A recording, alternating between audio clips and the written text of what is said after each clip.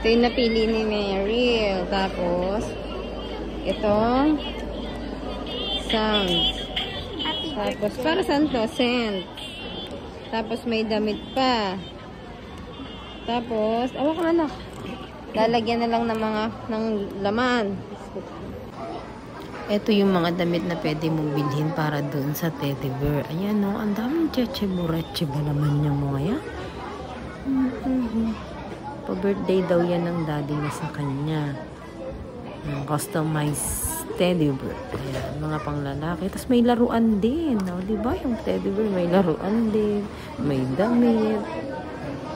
Sari-sari talaga. Ngayon ko lang to nakita. Pero ito pala ay napapanood niya na sa YouTube. Tapos nung nadaanan namin, ay nako, nagpabili na sa daddy niya. Gusto niya daw yun.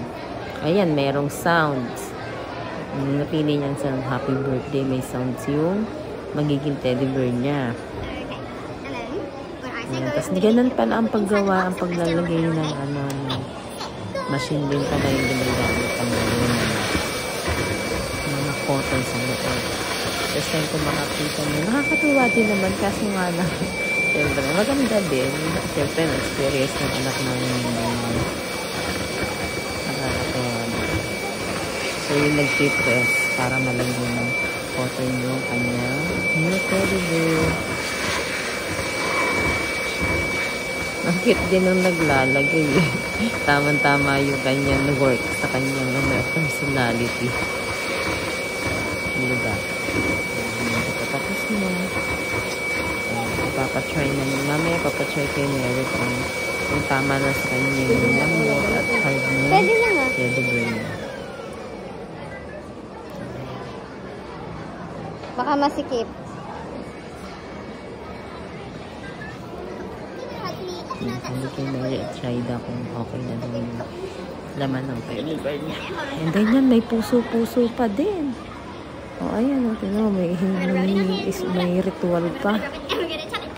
May puso yung teddy bear niya. Saan pinagpupuspos.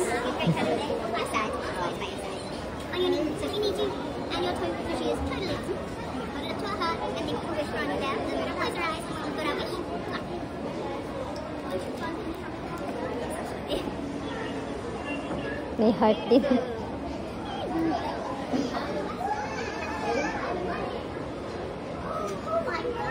Oh, may heart yan, Meryl, pag nawala.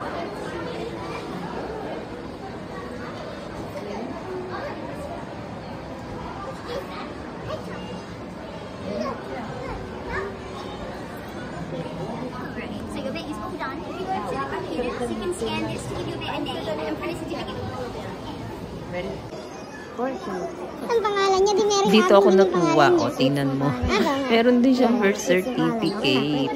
Nakakatawa. Kompleto. Lagyan niya pangalan si Sweet.